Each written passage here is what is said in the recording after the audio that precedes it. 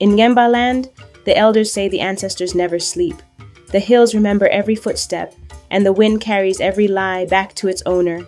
Tradition rules the living, but it is the ancestors who judge them. Tanwi was born without a title, but with gifted hands. From childhood, he carved stools, drums, and sacred masks used during important rituals. His work earned him respect, though respect alone could not protect him from power. Tanwi believed in honesty, in patience, and in love chosen by the heart. Mbuh was raised in the royal compound as the only daughter of Kem, ruler of the chiefdom. From her earliest days, she was taught obedience to tradition. Her future was planned long before she could speak, who she would marry, how she would serve the people, and how she would protect her father's legacy. Their worlds met at the weekly village market. Tanwi looked up from his carvings and saw Mbush standing among other women, wrapped in fine cloth, her eyes searching beyond the noise of the market. Their gaze lingered longer than it should have. In that moment, something dangerous was born, something neither tradition nor fear could easily silence.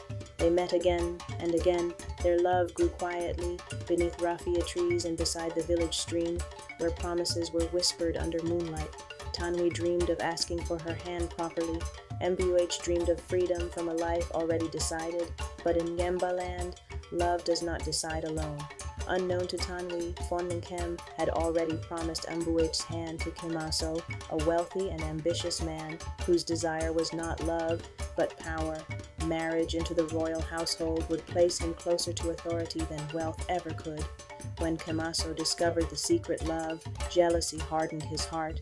He did not confront Tanwi. He did not plead with Mbuh.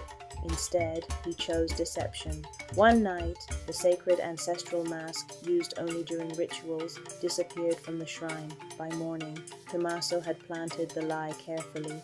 He accused Tanwi of sacrilege, knowing such an accusation needed no proof, only influence.